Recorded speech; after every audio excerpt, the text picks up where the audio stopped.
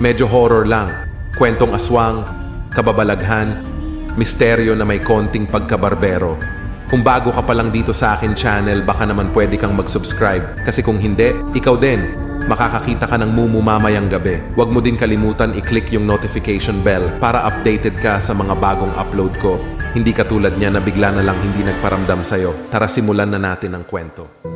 Pag probinsya, talagang maraming kwento ng kababalaghan. Nagpapasaling-saling na sa iba't ibang henerasyon. Meron ding mga personal experiences ng kapitbahay, kaklase, kaibigan, kainuman. Sa probinsya namin, mayabong ang mga kwento kababalaghan. Hindi lang sa may Balete Drive may white lady. Kahit sang parte ata ng mundo, may iba't ibang bersyon ng babaeng endorser ng pampaputing produkto. Sa amin, ang kadalasang nakaka-encounter, mga driver at manginginom. Binabagtas ng isang driver ang kabaan ng highway sa kalaliman ng gabi nang may pumarang babae na nakaputing bestida. Sa parting yun, maraming patay sinding ilaw at normal na may makitang Magdalena sa daan. Nakikita rin naman ng driver ang mukha ng babae kaya hindi siya gaanong nag-alangan ng pumara ito.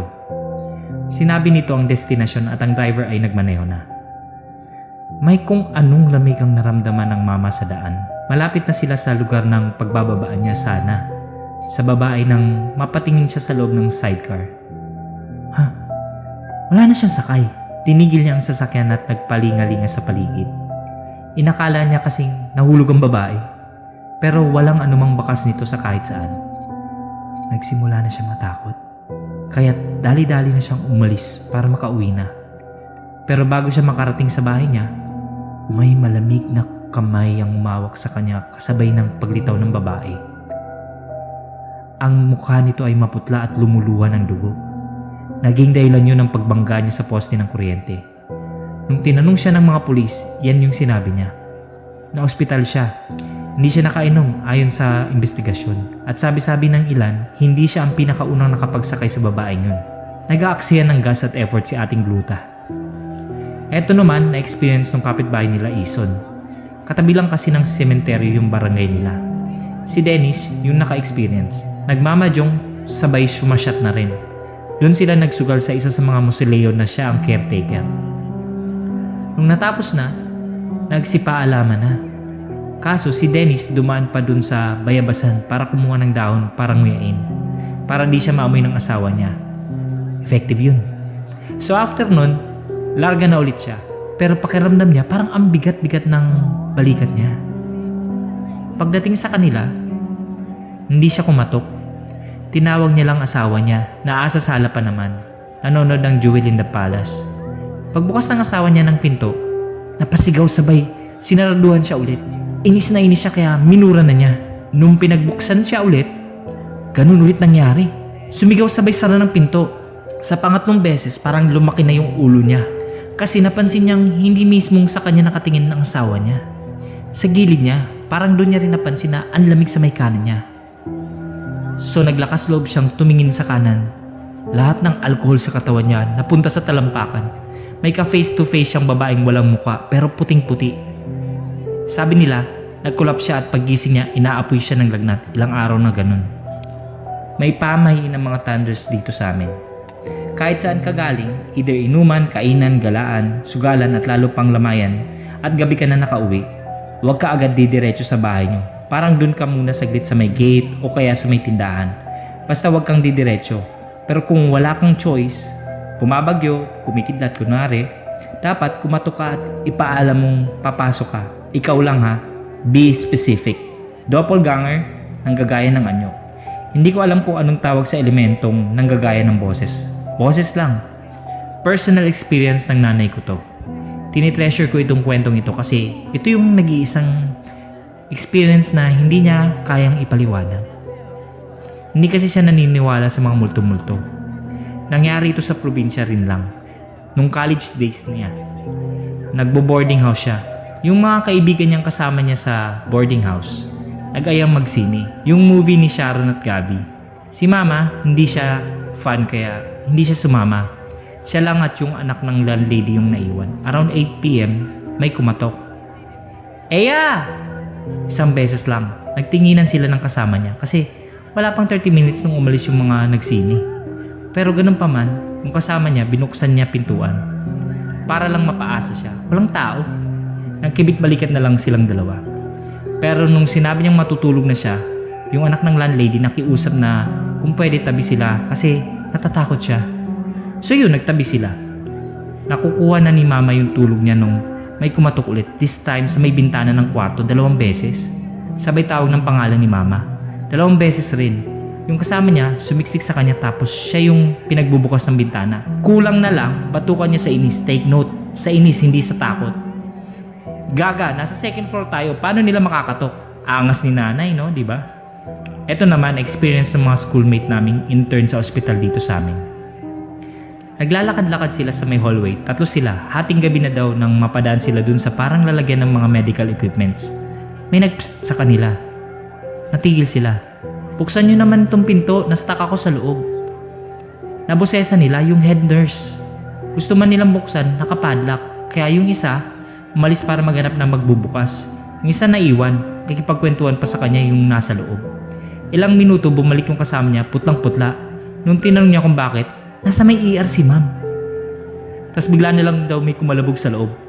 Parang binabangga ng kung ano sa may loob. Nakita sila nung isa pa nilang kasamang intern na nakasandal sa pader habang daan-daang naglalakad tas umiiyak. Ang tanong, paano kung nakahanap sila na magbubukas ng pinto? May bilin din ang ilang thunders about sa mga gaya-gaya. Kung may kakatok o tatawag sa'yo, umaga, tanghali o gabi, dapat huwag ka munang sasagot agad. Huwag mo munang bubuksan agad ang pintuan. Hintayin mong makatatlong ulit o higit pa bago mo i-acknowledge yung presence ng tumatawag o kumakatok. Kasi kung tao talaga yun, makakailang ulit siya tatawag o kakatok. Sinusunod ko yung bilin na yun. Pag ginigising ako ni nanay, nakakailan pa siya bago ako gumising. Mahirap na baka ginagaya niya lang boses ni mama. Lost boys and girls. Nababalita na naman yung mga nangunguha ng mga bata, di ba? Maraming cases sa amin nun. Lalo na nung ginawa yung tulay sa amin. May 2 tulay sa amin. Pero naging matunog yung nangunguha ng mga bata nung ginagawa yung isa. Lalo na sabi nila Ate Lay na nung unang beses na ayusin yun, sanga-sanga ang balita ng mga nawawala. Mapasamin o sa ibang bayan dito sa probinsya namin. Muntikan pa nga daw hindi matapos yung pag-ayos sa tulay dahil sa galit ng taong bayan. May mga sumubok na hukayin yung lupang kinalalagyan ng pundasyon para lang mahanap yung mga katawan. Pero paano nga ba nila mahanap kung dugo lang naman ang kinuha at inihalo sa buhos ng simento? Pero nung college kami, nabalita na naman yung mga nangunguha. But this time, hindi na lang bata, pati mga dalaga na. Mahahanap na lang, patay na, may nawawalang lamang loob. Maraming nagsasabi sindikato yung mga nangunguha. Kukunin kidney para ibenta sa mga mayayamang tao na may depekto sa kidney. Hindi ako sigurado kung totoo pero may kumalat na kwento na sa katabing bayan namin ay may nawalang bata. Pagkatapos ng 1 linggo, nahanap siya sa palayan, may nakasiksik na pera sa loob ng katawan. Islander. Ito for sure hindi lang sa probinsya namin kumalat. Buong bansa ata kumalat ito. Yung mga lalaki naka-hood na itim, nakakatok sa ating gabi at pag binuksan mo, goodbye cruel world ka na. Iba't ibang version pero bawat kwento na matatakot ka. Sabi ng mga pinsan ko na nasa 30 plus na, bata pa lang sila may ganung kwento na. Noon pa nga daw itatago dapat yung tsinelas kasi dadasalan nila yon. At pag kumatok sila kahit anong pilit mong magpigil, wala kang magagawa. Parang sa pag-ibig, iniiwasan mo pero pilit na kumakatok sa puso mo. Ito talagang totoong nangyari, sure na sure ako. Sa isang medical school dito sa probinsya namin, bagong dating yung cadaver na pag-aaralan nila. Nag-explain muna yung professor nila. Merong isa na biglang hinila yung kumot na nakakatabing dun sa cadaver. Ang sisti daw, kasi nakadapa yung bangkay kasi mga first timer yung mga yun. Para hindi sila gaanong matakot. Pero may isang estudyante biglang nagwala, sumigaw, umiyak, inilabas siya ng kwarto. Nung kumalma na siya at nasabi na niya yung dahilan, lahat ng nakarinig nahintakutan. Dahil dun sa tattoo sa may likod ng bangkay, nanay niya. Nakakatawa pero totoo. Sasabihin nung iba ang OA. Ang nangyari kasi, nasagasaan yung nanay niya. Mamamalengke lang ata tapos nasagasaan. Hindi ma-identify kasi walang dalang ID.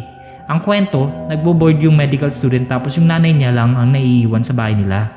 Tapos yung tatay nasa abroad. Kaya walang nakaalam na patay na. Walang kumuha sa punerarya. Yun ang nangyari.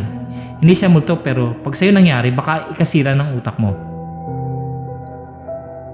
Alam niyo yung nagde-deliver ng mga buhangin, simento, mga ganon? Sila nakaranas nito. May paggawaan ng tinapay na suki yung nagde-deliver. Yung mga tinapay na nakasupot na, yung tig-size, nagpapagawa kasi yun ng bahay. Parang inuunti-unti niya. One time daw, nag-deliver sila dun tapos napansin nilang may parang barong-barong dun sa katabing bakuran. Mula dun may lumabas na magandang babae. Biniro nila na sa kanila na lang bumili ng materyales ng bahay pag magpapagawa. Iniwan nila yung number ng pwesto nila sa kanya. Mga ilang buwan, yun nga, tumawag yung babae. Hapon na nun. Dapat kinabukasan na sila magde-deliver pero nagpumilit si Ateng kaya gora sila. Buti na lang daw maganda. Pagdating nila madilim na. Kaya paspasan yung pagbaba ng mga simento. Yung driver, yun yung may-ari. Bumili ng yosi dun sa malapit sa tindahan. Tapos nakita niya dun yung suki nila. Nagkwentuhan tas parang biglang naalala yun. Pare, huwag kayong kakain dun. Uwi na kayo agad. Nung tinanong niya bakit, hindi sumagot pero kumuha ng kahoy tapos nagsulat sa lupa. Aswang. Kaya mabilis pa sa alas 4 na binilikan niya mga kasama niya. Nagpaalam na sila pati tubig hindi sila uminom. Paglabas sa lugar na yon, may matandang babae sa gilid ng daan.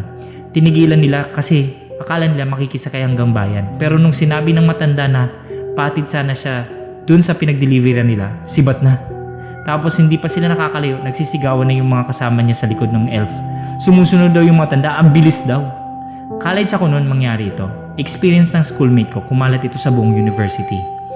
Nag-iisang compound sila ng mga kamag-anak niya. Yung pinsan niyang buntis, nagpapagawa ng bahay. Yung may bubong pa lang yung kwarto nila ng asawa niya. Si schoolmate, kasama nila sa bahay yung lolo niya. Mahilig daw makinig sa drama sa radyo yung lolo niya paggabi, kaya laging late matulog. Ilang araw bago mangyari yun, nasasabi ng lolo niya sa kanya na may mga dayong aso yung nandoon sa paligid nila. To be specific, dun sa poso kung saan malapit yung bahay ng pinsan niyang buntis. Nung gabing mangyari yon, mga alas 6 hindi na mapakali yung mga aso nila. Tahol ng tahol na kahit swayin, tapos buhusan ng tubig ayaw magtigil. 9 na nang nahiga siya, 11 nung magising siya kasi nagkakagulo na. Tas narinig niya yung parang nagtutuklap ng yero. Baba siya. Yung lolo niya, kita niya kinuha yung tabak. Tas paglabas niya, yung iba pa niyang mga pinsan, mga tito, nasa labas nagsisigawan. Napabalik siya sa loob ng bahay nila. Nung makita niyang may asong malaki dun sa bubong ng pinsan niya. Aso mga besa, hindi tao. Tinutuklap yung yero. Sinigawan siya ng nanay niya na paandarin yung tricycle kasi dadalhin sa ospital yung pinsan niyang buntis kasi dinudugo. Humabol pa daw yung aso sa kanila. Tapos bigla na lang daw nawala nung nasa highway na sila. Nakakalungkot. Nakunan yung pinsan niya. Siyempre probinsya. Mawawala ba mga spellcaster? Ano pala mang kukulam? Marami yan dito sa amin, mga inggit. Oo, ang puno-tulo ng pangungulam ng isang tao, inggit. May kilalang mangkukulam sa amin, dito mismo sa barangay namin. Bakit? Kasi kitang-kita yung altar niya sa bintana ng kwarto niya. Yung altar niya may kandila, pula, puti, itim. Tapos, yung pinakasentro ng ulo ng kambing na may pakulot na sungay. Madalas siya makita doon lalo pag gabi nagdarasal. Humahalik sa ulong yun. Kilala yung pamilya nila sa pangungulam. Takot ang mga muggles sa kanya kasi isang tingin niya lang sa iyo, makukulam ka na niya. Ang sabi-sabi pa, mambabarang yung tatay niya. Maraming mga muggle ang iwas sa kanya. Ultimong mama ko na dinaig si Black Knight. Pag nakikita daw siya nun, inuunahan niyang batiin. Ganun daw kasi, para hindi ka tablan, kailangan unahan mo siyang batiin ka. Marami ang may galit sa kanya kasi dinarayo siya ng mga taga-ibang bayan. Ultimong taga Manila para hingan ng tulong. Marami na rin yung nagtangkang pumatay sa kanya pero walang nagtagumpay. May mga nakakakita kasi sa pagkagat ng dilim sa dalawang maliliit na aso na animo walang balahibo na nakabantay sa may pinto ng bahay niya. May isang malaking paniki din ang nakadapo sa patay na puno sa tabi niya. Bantay niya raw yun. Undefeatable siya nun pero lahat may kahinaan. Yung anak niya nag-aaral sa isang sikat na universidad sa Maynila. Matalino yung anak niya, parang sabi nila running for Magna. Pero hindi natupad yun kasi may 3 atang grade sa finals. Pinagyayabang niya na yung sa lugar namin. Sabi nila, musmus pa kasi ako nun eh. Kaya pahiya ng konti nang hindi nangyari. Sa galing niya, kinulam niya yung professor ng anak niya. Nakiusap yung pamilya ng professor na pagalingin na niya. Kahit yung anak na niyan, mismo nakikiusap na kasi alam ng anak niya na deserve niya yung 3 pero hindi siya nakinig. Namatay yung professor. Hindi pa niya tinitigilan yung pamilya nun. Nilayasan na siya lahat-lahat ng anak niya pero tinuloy niya pa rin. Hanggang isang araw may dalawang lalaki yung nagtanong sa kanya ng direksyon habang nagwawali siya sa harap ng bakuran niya.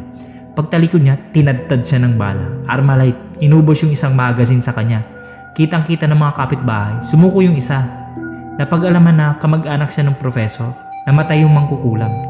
Isang magazine hindi siya yung nasa kwento ni Matobato. Pero hindi rin nagtagal, namatay din yung sumuko, atake sa puso, sa banyo. Na-feature itong kwentong ito sa Soko, Scene of the Crime Operatives, Gas Abelgas, Handang Manigas. Pero matagal na, second year high school pa lang ako noon 23 na ako ngayon. So yun, salamat sa ulitin. Mangangalap pa ako ng mga kwento sa bayan namin. Nag-enjoy po ba kayo? Subscribe, nag-upload po kami ng mahigit sa 3 videos sa loob ng 1 linggo. Salamat!